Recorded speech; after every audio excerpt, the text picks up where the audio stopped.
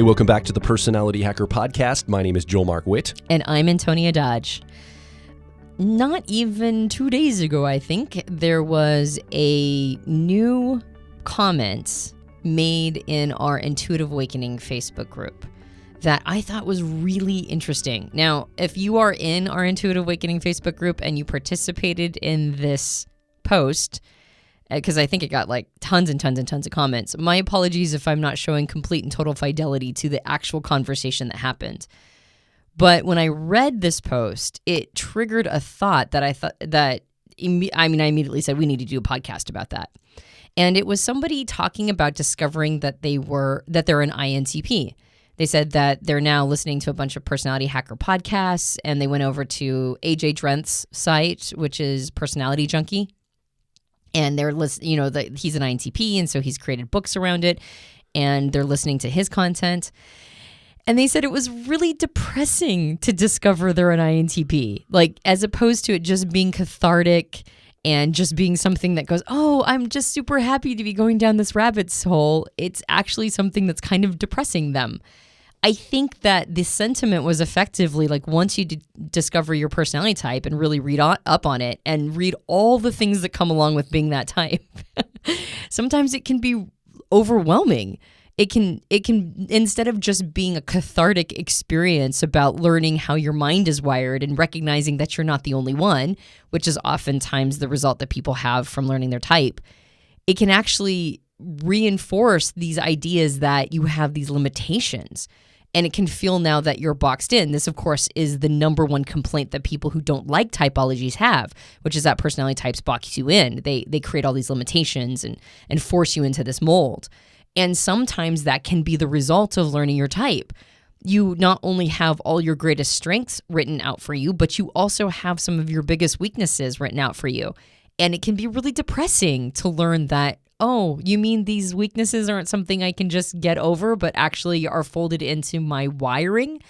So we wanted to talk a little bit today about the idea of making peace with your personality type. Once you discover what it is and you start going down this rabbit's hole, and you discover that there's not just fantastic things that come along with it, but there are also woven in weaknesses and limitations. How do you not let that discourage you? How do you not let this make you feel like you're bad and wrong or you'll never get over some of these limitations? How do you make peace with it and use personality typology systems and an understanding of your type to become a better version of yourself or to facilitate self-understanding and not let it crush your dreams or hopes that you'll get better? I think what you're speaking to right now could be expanded a little bit. Let me just illustrate what I mean by that. So as an INTP, for example, a person who finds out their type, their 10-year-old or tertiary process is introverted sensing, which captures information, kind of locks it in over a long period of time. And there can be some fatalistic elements to that 10-year-old or tertiary process in that personality type in particular. I think INFPs can also struggle with this sense of fatalism, like, oh, this is going to be forever. I mean, I, as an ENFP, have this as my 3-year-old or inferior process, introverted sensing, and I struggle with fatalism sometimes, especially when I'm not doing well, when I'm not feeling well, when I'm down, something gets locked in there, and oh no, this is going to be forever, and I have to make peace with certain things, and that can be tough. And so I think for INTPs in particular, and INFPs probably also, this can be a challenge because it's like, oh no, now I have all the information, it's locked in, this is fating me to be this way. And that can be demoralizing, potentially. I think the other side of making peace with this is, like from my standpoint, or from maybe like an EP side of the things, we're just using perceivers here for a moment, we can get to judgers in a minute. Making peace with it is not giving yourself too much permission to be something that's unhealthy for yourself. So it's like, oh, well, I'm an ENFP, so I'm supposed to be flighty and never be tied down and never stick to a schedule and, just never hold to anything. And that's just how I am. And that's really not making peace with who you are either. That's a kind of the other side of the coin. It's not fatalistic. It's permissive. And I think there's some peacemaking that can be made there too, to rein that in and go, okay, yeah, that's how I'm naturally wired, but that doesn't define me. That doesn't mean I'm flighty and freeform in every single context all the time. Just like as maybe an INP, you shouldn't lock yourself in fatalistically thinking, oh, I'm going to be this way and there's nothing I can do about it. I think both sides of that coin, if we can expand that idea of making peace on the limitation and the over-permissiveness side. I think that'll speak to all the personality types. There's a tension whenever we learn something that's powerful. There's a tension point, I think, maybe even I could call it a fine line to walk, of having a relationship with this thing that is the healthiest. And those tension points, or that balancing act of having the best relationship, means we can't overvalue or undervalue the system that we are handing so much power over to. Meaning that when we first get into typology, we hand a lot of power over to the system. We go, oh, this is who I am. And we've talked about this on the podcast before, looking at it in terms of systems, recognizing that typology is like one node in the system. It's one part of who you are, or one aspect or lens to understand yourself. And it's also a map and not the territory, meaning that it's a way to understand yourself and diagnose components of who you are, but it is not you. Like, I am not an ENTP, not on a fundamental level. I identify as having the cognitive functions of an ENTP. And that's because when I go down, that road of listening to or understanding what it means to lead with extroverted intuition or exploration, and have that function also be facilitated by introverted thinking or accuracy, all of that really makes a lot of sense to me. It really helps me understand why I go about the world the way that I do, and why I see things and experience things the way that I experience them. When I run into other people who are similarly wired, it helps me understand why I have a simpatico with them and why we have some similar struggles. But it's not who I am, and it's not what defines me. It's what helps me understand who and what I am, meaning that it's a tool. So I think one of the first things that a person can do is have like 1 degree of separation from this system and their identity. Make sure that they've got some buffer there to realize that when we understand our type, this is not the alpha and omega of what makes us up as people. So recognizing that there are weaknesses or challenges woven into each of these descriptions of how a mind can be wired. Recognizing that those are not intended to say, you will never be good at this thing. I've noticed that most of the time, the things that we are told that we're not, quote unquote, going to be that great at for our personality type are not usually things that we're that interested in to begin with. But I think on the other side of the map, and of course saying that I'll never be good at something I want to be good at, and I'm completely limited here, that's an overvaluing of the system. But I think recognizing that we all have limitations, and that's part of the cost of specialization, including how we're cognitively wired. There's a cost of specialization there, and recognizing that we're all going to have limitations, whether we're looking at it through a system of type or just looking at it through how physics works, right? Like how the universe is constructed. Then I think there can be an undervaluing of it by saying, no, our inferior cognitive function, like for us, introverted sensing or memory, no, like it doesn't matter that that's our inferior. We can be just as good with that as we can with our dominant function, I think is an undervaluing of it. Recognizing that there are reasons why, like people like you and me, Joel, that we really struggle with having like a good cadence to our life. We really struggle with routine and rhythm.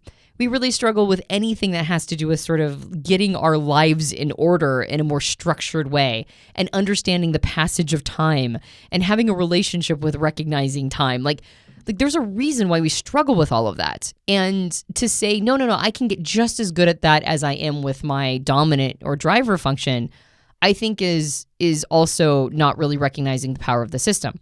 So there's an in-between here. There's a tension point of realizing that this system or any typology system is not meant to tell you, it's not meant to discourage you and tell you that you're never going to be good at stuff, so don't even try.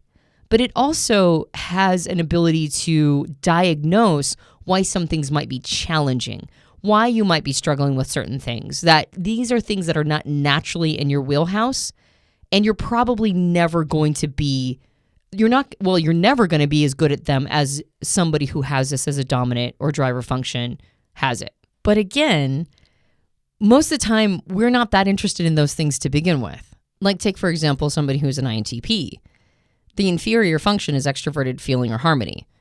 On a baseline level, this can feel like this can feel like one of the worst ones to have as your inferior function or 3-year-old function, quite frankly, because this is about relationship building and engagement with the world and understanding social cues. I mean, I could see why an ITP would think, man, I've been stuck with the worst inferior 3-year-old function of them all.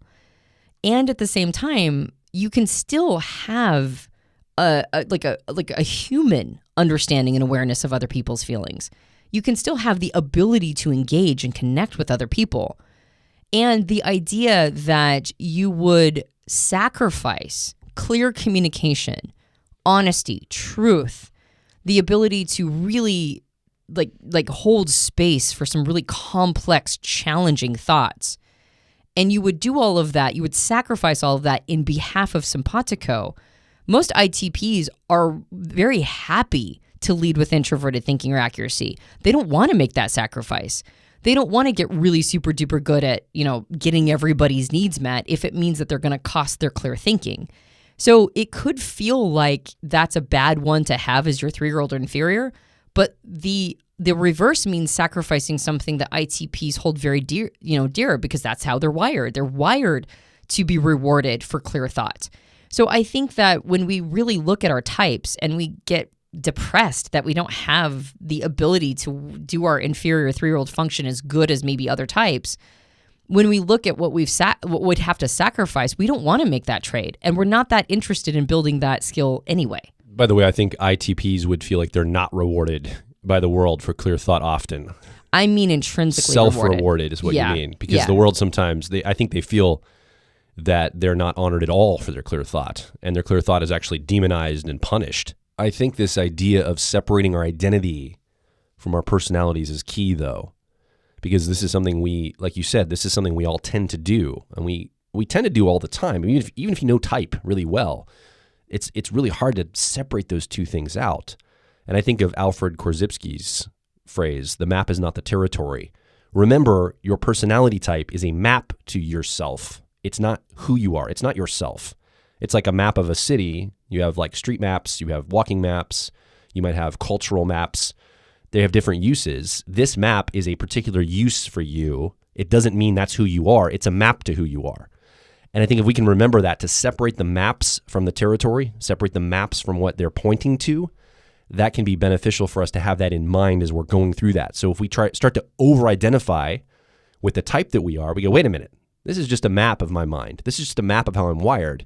This doesn't define all the elements of me. And in fact, there's more maps that give me more fidelity. Enneagram, my temperament, my age, demographic, like all the different elements of who I am matter to the person that is me. This is just one slice of that. This isn't the whole thing. I suspect there is something that runs outside of type going on here, though.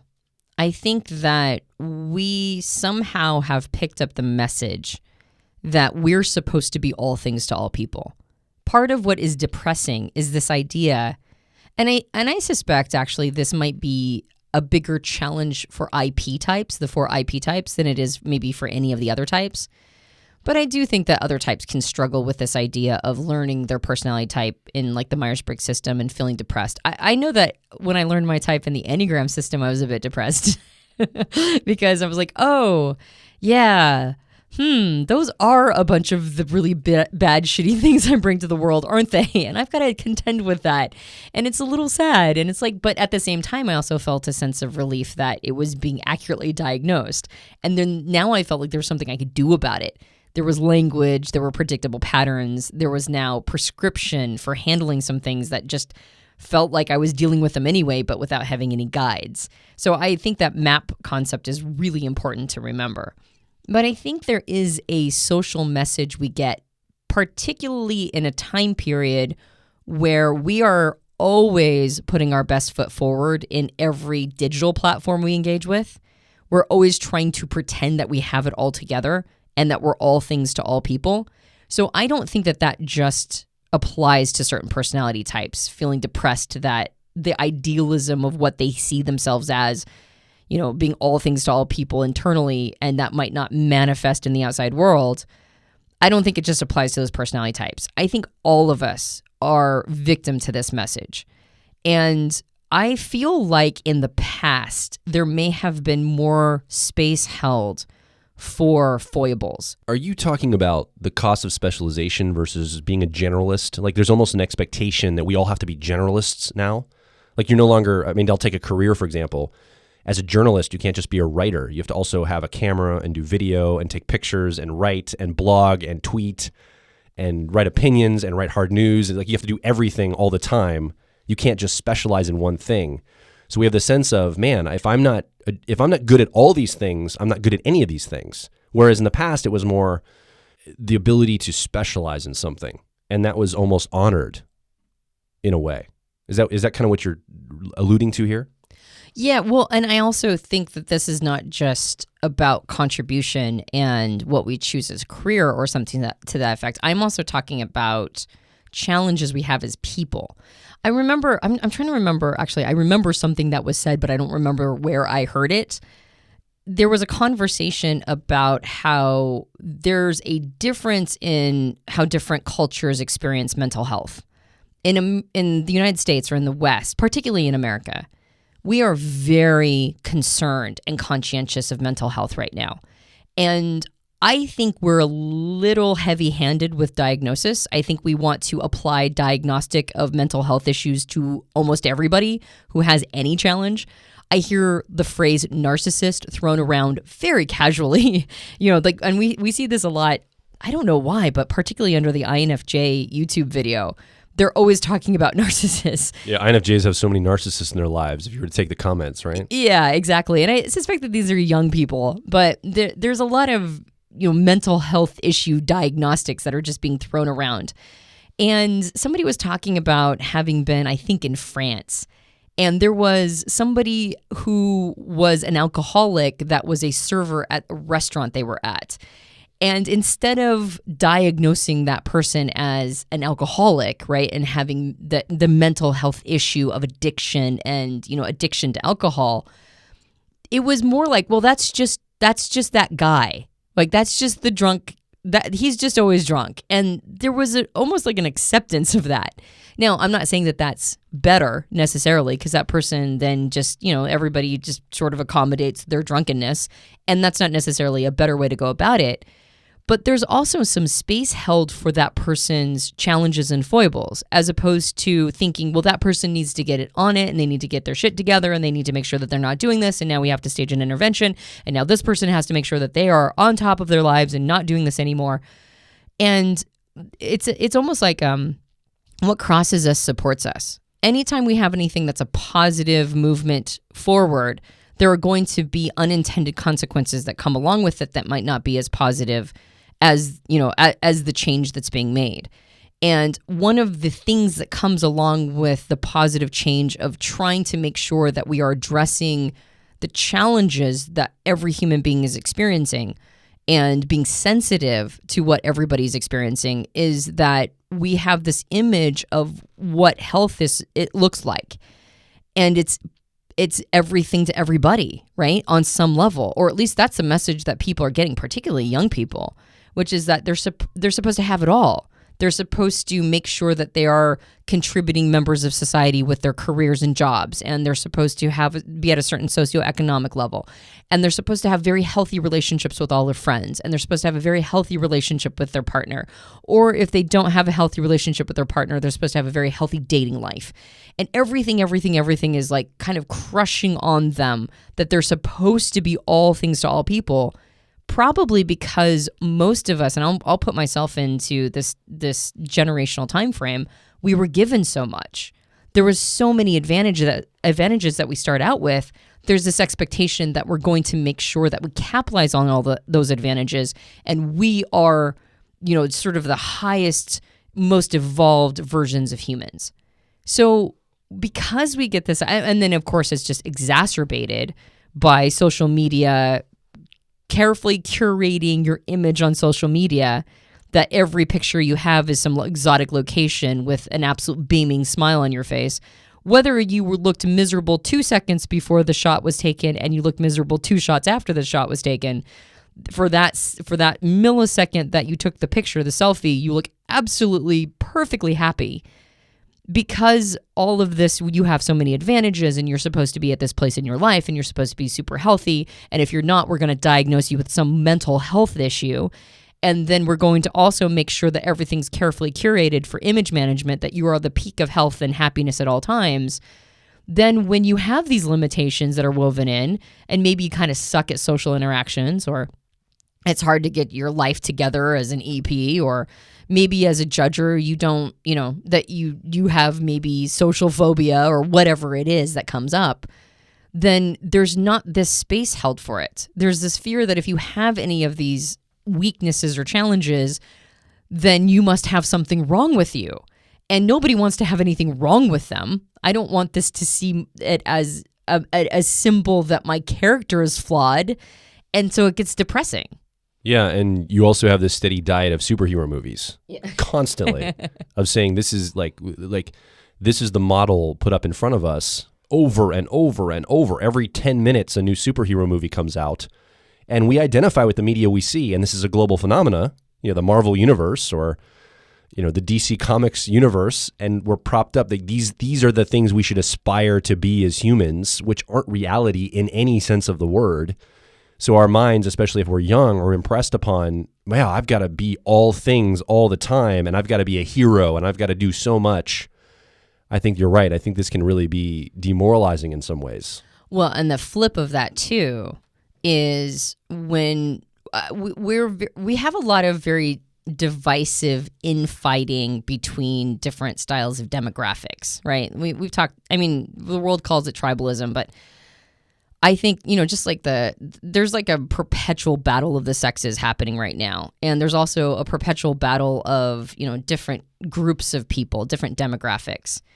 And a part of this isn't just I'm supposed to have it all together for the people within my demographic, but it's also I need to prove something to the people outside of my demographic because I'm a representative of it.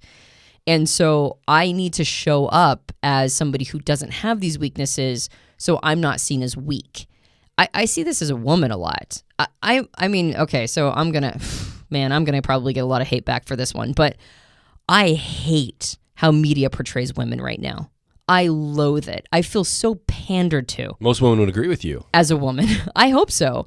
They think women have been marginalized, they've been pushed away, they've been suppressed. They would agree with you. Well, the thing that I hate is that as the table turns, now women are portrayed as having no weaknesses, as being superhuman, larger than life, as being able to, say, physically fight people 10 times their size without getting a scratch on them, have no, everybody around them are the idiots and they're the only one who has it, together.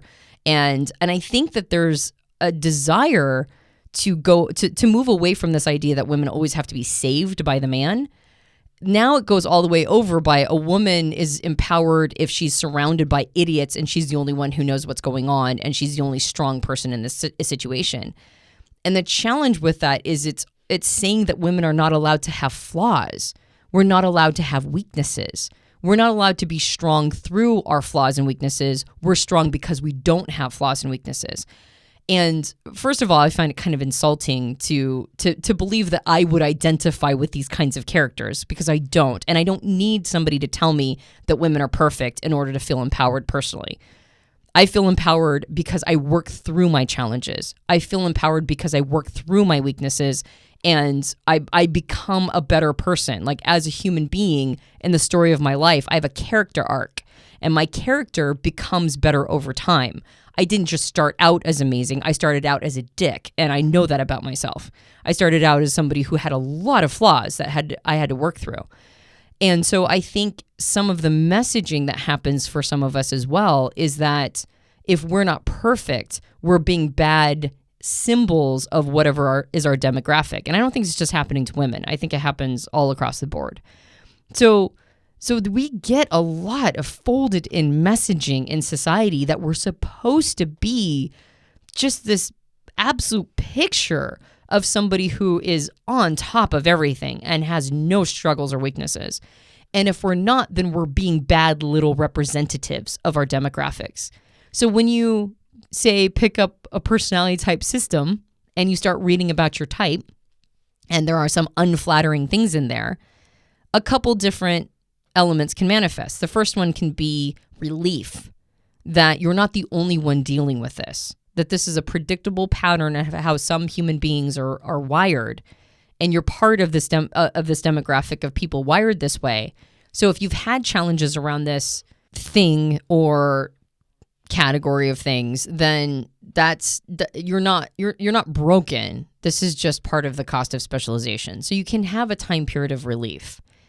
There's also the advantage to having language around it. And so not just thinking, well, I'm, as an NTP, I really identify with other NTPs, whether they're INTPs or ENTPs. But as an NTP, that there's a level of social acumen that I'm just never going to master, right? I'm just never going to be flawlessly good at this. But because I have language around it, I don't just have to think that I'm broken, but there are things that I can do to augment some of my social clumsiness. And part of that is actually getting better at the things I'm good at and recognizing that as much as people who use introverted thinking believe that the world is against them when they say truth, if you get good enough at that skill, if you pour your eggs in that basket or put all your eggs in that basket, people are actually relieved by the truth. They're relieved by somebody who will speak directly and honestly to them, and recognizing that the way to avoid all of that crippling social clumsiness is just get better at who you are and go, okay, so I have a path now. So relief and a feeling of empowerment can come along with knowing type. But if you buy all of that messaging that you're supposed to be perfect at everything, and that weaknesses are a character flaw, and that weaknesses are no longer tolerated in society, if you have weaknesses, we're going to diagnose you with some sort of mental disorder. If you buy all of that, then that is very discouraging. That is very crushing to believe that this is something that you're going to be bad at forever. I think that the solution is to recognize that those messages are coming from other people who are equally paranoid about that. They're being fostered by other people who are in the same situation that we're in. That they're afraid that having character flaws or weaknesses means that that's by definition a character assassination. And so they're also putting their best foot forward all the time and trying to hope that nobody sees that the emperor is without clothes. So allowing yourself to feel that sense of relief and allowing yourself to feel empowered by now having both a diagnostic and a prescription, and letting go of this idea that recognizing that some of the mental wiring is not in your favor and that's going to be okay. Letting go of the idea that you have to be good at everything. And then on top of it, realizing that this is just one node in the system and you are way more than your personality type. I think that kind of gets us closer to that tension, that reasonable relationship with type, that reasonable relationship with how we're going to use type to further our understanding and our growth and development, as opposed to telling us who we are and telling us that we're bad and wrong somehow. As a teenager, I read the book, The Effective Executive by Peter Drucker. And in the book, he talks about this concept. I don't remember the exact way he says it, but it's coming to me. It's been coming to me as a concept in the last 5 years, and very, very much this past year. This idea of effective people. Now, he's probably an extroverted thinking primary. He's probably an ETJ in the Myers-Briggs system. So he's coming from a TE perspective or effectiveness perspective. And I think it's valuable to look at the concept he puts forward. He says effective people don't focus on their weaknesses as much as they focus on their strengths. They focus on building the strengths to be effective in the world, or to have impact in the world, or have influence in the world. And they really don't pay too much attention to the things that are dragging them down, or the bad parts of themselves, the weaknesses. And I think in personal growth, you listening are probably interested in personal growth because you're listening to this podcast. We talk about it a lot. We have a tendency to think, oh man, there's these parts of me I don't like, I got to perfect or get better at. We have a tendency to put like 80% of our effort into the things that we don't like about ourselves, or the weaknesses of ourselves, or the things we want to improve about ourselves, and about 20% into the things we already are good at and are our advanced ways of thinking or behaving, or the things that we have a tendency to be talented in. And basically what I got from reading The Effective Executive by Peter Drucker is flip those. Put about 80% of my effort into augmenting and amplifying the things I already do well, and the 20% effort that goes into the things that are weakness for me or challenges for me, I still want to work on those. But if I put all of my effort over there, I'm going to spend most of my life just struggling to get those things up to baseline, and I'm never going to make the impact or the influence in the world I want to make. So it's not about, one or the other in extreme ways. It's about the ratio, what amount of attention you put to stuff in your life. Obviously, don't identify with type. Making peace with it is realizing that it doesn't give you over permission, or it doesn't lock you into something that's detrimental forever. But it is something that can help guide us as a map, not the territory. And we can put most of our effort into growing the things we do well. And if we do that, a lot of times that will cover the things we don't do well anyway. So for example, an INTP, let's just take that example again. If an INTP gets really good at calling truth, yes, they're going to get crap for that in the world. That's just how the world's wired. Most of our world is set up by extroverted feeling people. That's who the policemen of society are, the extroverted feeling people of the world. They're the ones that basically get to call the shots in the world. And I know how frustrating that could be for non-FE users, non-Harmony users. Sometimes we're really frustrated by that, but I understand it and I appreciate it. I think they do a good job a lot of times with good intention, and they do police the social fabric of our society. So an INTP is like a duck out of water in that scenario, because they're using the opposite process that society honors as the currency of how we interact. And I would say that if an INTP gets really good at truth, complete truths, saying it in a non-judgmental way, speaking to those, they're still going to get pushback. That's just par for the course. I'm sorry, that's just how it's going to be for you INTPs. And there is going to be, I believe, honor and respect, and there are going to people that lands with that are going to really respect and honor and cherish the things that you have to say. And I think that's the key, is though getting complete truths, getting that built out all the way, not a half measure, but working on the strengths that you bring to the table. And again, applying 20% on reading social cues and things like that. Again, I'm just picking on INTPs in this particular scenario. You want to augment some of that or build some of that up, but that's not where you want to put all your focus. If you spent all your time working on your inferior extroverted feeling process as an INTP, you're going to diminish and not bring the gifts you bring to the world. And I feel like we're going to miss out. We're going to miss out from the things you bring as an INTP, the strengths you bring. And I think all of us have those challenges. We could go through all 16 Myers-Briggs types and talk about, the strengths and maybe the challenges that they bring. I don't like to use weaknesses. I think it's more challenges. I like the word challenges more than weaknesses, because it feels more empowering, right? It feels like you can attend to it more. It's just something you struggle with. It doesn't weaken you as a person. Let's put 80% of the things that we, focus on 80% of the time on the things we do well, and 20% of the time on just kind of shoring up the things, whatever. I think that's the pathway forward in this particular scenario. I know that we're not speaking directly just to INTPs. And I want to make a comment about what you mentioned with extroverted feeling or harmony being sort of the policeman of society. And I think it's illustrative of how this works in general. And that is, extroverted feeling or harmony are the ones who master unspoken social contracts. So they are the most qualified to help create a fabric, sort of a social fabric around us. They're the ones who are oftentimes the stewards of culture. And extroverted feeling is the opposite polarity of introverted thinking or accuracy, which means that they like really good accuracy oftentimes. Now, it's not always in a person like an FJ's wheelhouse. It's not always something they recognize immediately.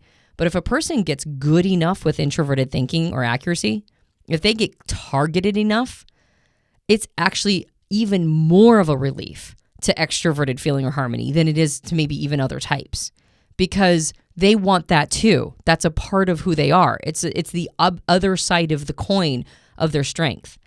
What they don't want to have happen is for people to be cruel. They don't like cruelty. They don't like people getting their feelings hurt unless there's a noble reason for it.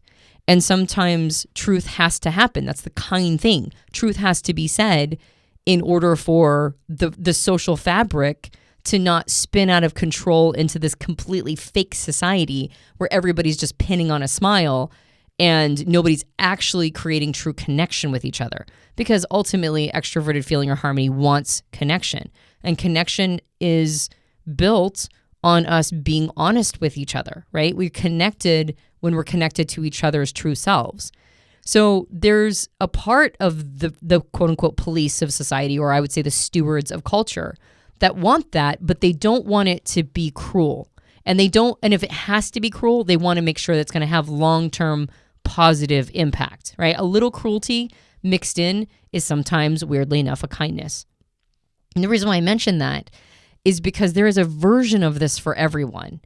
And we become each other's check and balance system. There's also a level of, quote unquote radical honesty that introverted thinking can bring, that it forgets the humanity of other people. It is entirely possible that some of the worst atrocities that have been committed in the past have been by people who use introverted thinking, that have dehumanized other people and used them as experiments, right? To experiment to gain more information. And some of our medical science has been progressed forward because people dehumanized other people and just wanted the information that those humans represented. And so introverted thinking without extroverted feeling can be monstrous. So there's an element that extroverted feeling brings to introverted thinking to remind it of its need to connect with other people as humans and for humanity. And there's one for all of this. So I think one of the things we have to remember is that we're part of an ecosystem. We bring forward positive things because not everybody can be everything to everyone. That's literally impossible. We just don't have the time in a life to be able to foster every skill and every talent and every aspect of who we are to become all things to all people. We're not blessed with that long of a timeline. So we bring something to the ecosystem that is imperative and is the cost of specialization. And when we rub up against the other parts of the ecosystem that remind us of our, what you like to call challenges, my introverted thinking or accuracy is perfectly happy with the word weakness because I feel like that's honest. But when we are part of the ecosystem and it reminds us of the things that we bring that have some challenges and weakness to them, then we just have to remember that in that moment, that's not our sandbox. That's just a moment that reminds us that we did specialize in something and we need to be focused on that thing that we specialized in to bring it to the ecosystem, because there's going to be a moment when the person who is reminding us of our weakness, there's going to be a moment when the tables turn and it's all going to be in our sandbox and they're going to be reminded of their weakness. And that's okay, because that's part of it. Part of it is creating a context where everything that needs to be represented is represented. And sometimes it's just going to get awkward. Sometimes it's just going to be uncomfortable because we're going to go, oh yeah, I guess I just kind of effed up there, didn't I? And that's okay. Accept those parts of who you are.